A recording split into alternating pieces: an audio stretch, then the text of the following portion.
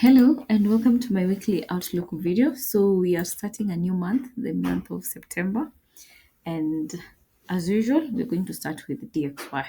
So let's start with the weekly. As of course, last week we were expecting DXY to give us bearish moves, but as you can see, we did not take out the previous week high, nor did we take out the previous week low. So we closed the week as an inside bar. And most of the time, when you close the week as an inside bar, you normally find the week normally gives a choppy price action. Let's look at the daily. So on the daily, again, last week, as you can see, we were expecting that this order block would push price lower. And as you can see, that's exactly what price did. We did not violate this daily order block. So now, weekly outlook for this coming week, what do we see? So far, we have this volume imbalance created here. So this is the only PDRA that we see. We do not have an order block. For us to create an order block, we needed to get a candle body below here, close below here, but we did not get that. Again, because it was an inside week, you can see even the daily, we really did not have a lot of expansion. We are still between this high and this low. So this is what inside bars. If it's an inside week, inside day candle, this is the kind of price action you should expect from such. So as you can see on Friday, we actually tagged this daily volume imbalance. So we are still anticipating bearish price action for DXY as it is right now. So I want to see bearish price action this coming week. So the lower time frame for the daily is 1 hour. And as you can see on Friday, we tagged this volume imbalance. Let's see if we can get our confirmation on the lower time frame. So we need to see liquidity sweep, and this is liquidity sweep. We sweep this high, also sweeping all these highs. So that is liquidity sweep. And you can see we have this bearish move. Then we get market structure shift here, and we have this fair value gap here. So yes, we do have confirmation that we should expect or we should anticipate to see bearish price action using that volume imbalance as the higher time frame key level. So let's have a look at the 4 hour. On the 4 hour, we have this order block here. So I want to see price use this to push price lower. If this market is still willing to give us a higher price action, I don't want to see this volume imbalance violated. I want price to respect this volume imbalance for us to get, and then we get bearish moves from there if we are to violate this fair value gap and this 4 hour order block. So let's look at USDCHF. USDCHF and DXY, they are positively correlated. So because we're expecting bearish moves for dollar, also USDCHF, we're anticipating that we should see bearish moves. So last week, we actually had this volume imbalance. And from the weekly outlook, I told you guys that we want to see the market retrace to this volume imbalance, and then we get bearish moves from there. And as you can see, last week we tagged this weekly volume imbalance. So let's move to the 4 hour because that is the lower time frame of the weekly and see what price has done. So on the 4 hour, we have liquidity sweep, which is what we want to see. Market structure shift happened here. This is where we get market structure shift. And yeah, then we made this low, lower low, lower high, and lower low. Then we have an order block formed here. So this is a 4 hour order block. Let's move to the daily and see which key levels do we have on the daily, because remember price normally respects higher time frame key levels. So if we have maybe a daily key level that is above this 4 hour order block, you will see that price might violate this and go for the daily key level. That is why it's good to find out again which other key level we have on the daily time frame. So on the daily time frame, we have this volume imbalance, and yeah, we have this volume imbalance here, which you can see we tagged. Also, this price we tagged on Friday. So the key level that we have here on the daily is this volume imbalance here, which as you can see, I think it's also around the same region with our 4 hour order block. already this daily volume imbalance already price as already price tagged it. So yes, so I want to see us use this daily volume imbalance, which is also around the same region in the 4-hour fair value gap, to push price lower.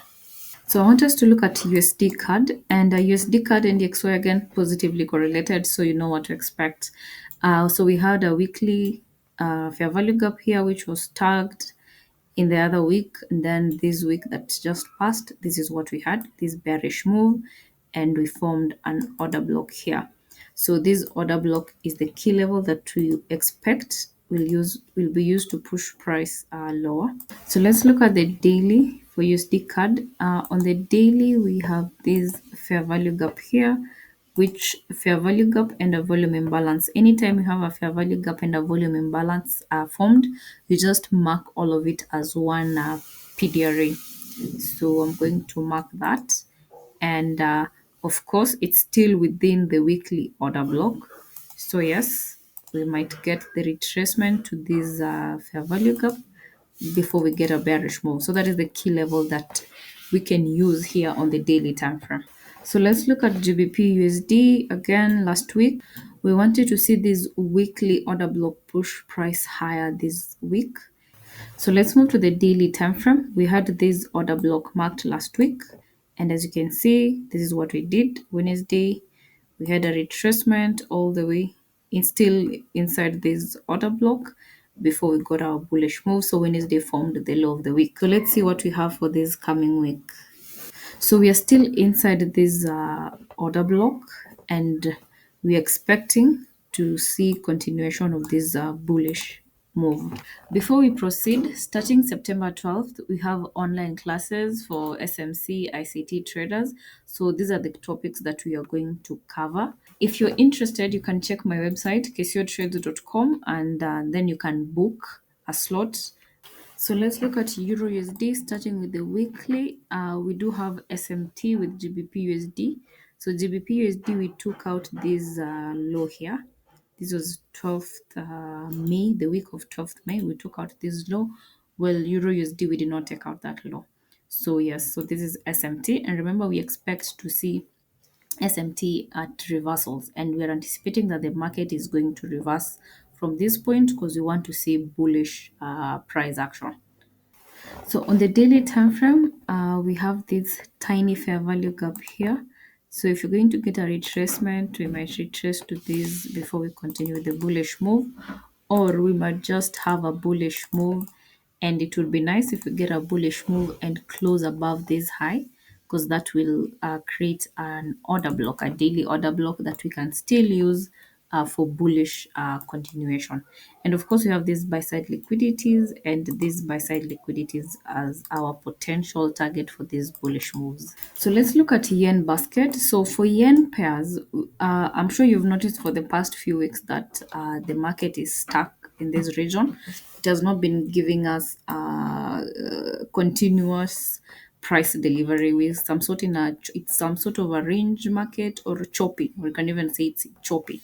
So for yen pairs, I still stand by my last weekly outlook, and I'm going to use the yen basket. So this weekly fair value gap is what will determine how the yen pairs will move. If you either we respect this weekly fair value gap and get bearish move, that means the yen is weak, and you'll be expecting now for GBP, JPY, Euro JPY, CAD JPY, you'd be expecting bullish moves if the yen is weak. If we violate this weekly fair value gap and and the yen is strong, then that would mean again GBP JPY, Euro JPY, Audi JPY, those pairs that are negatively correlated with the yen basket, you'd be expecting now bearish moves from them. So that is all I can do for yen pairs. So let's look at gold. Gold, we were actually anticipating that price will get to the previous month high, and that is exactly what price did. So gold actually last week gave us, we had actually good setup and a good momentum that we could work with. And for this week, weekly time frame, we have this order block, and our target, we are likely to get to these highs here or these highs here. All these buy side liquidities are potential target for gold. And If gold wants to get to this target, two things are likely to happen. We might get a retracement to this weekly order block, and then we get our bullish move, or we might fail to retrace to this weekly order block and we just get a bullish move to this target here, because this high is our draw of liquidity for gold. So let's look at the daily. Right here where we have our weekly order block, we also have a daily fair value gap. So again, either we might get a retracement for us to get that push higher to this our draw of liquidity, this buy side liquidity, or we might just continue with the bullish momentum to these targets here. So let's look at NAS 100 and we'll start with the weekly time frame. So we had this weekly order block and we were anticipating that this weekly order block would push price higher, because remember NAS 100 we're at all-time highs, and this is what price did. And again, we have this bullish fair value gap. This is a monthly fair value gap. There's also a possibility if you're going to have a retracement, we might get to this monthly fair value gap. So let's look at the daily time frame, and on the daily, as you can see, this is exactly what we have. And we have an SMT with US 500, NAS 100, which is US 100, and US 500. They are positively correlated. US 500, we took out this high, but NAS 100, which is also US 100, we did not take out that high. So already this is an SMT. And we had this lower low formed, and then we had this retracement. So two things are likely to happen. Either we might use this daily order block here to push price lower. That's one thing. Or for bullish moves, as you can see, we had this daily fair value gap that was tagged by price, and it has also been tagged. So also there's a possibility that might push price higher.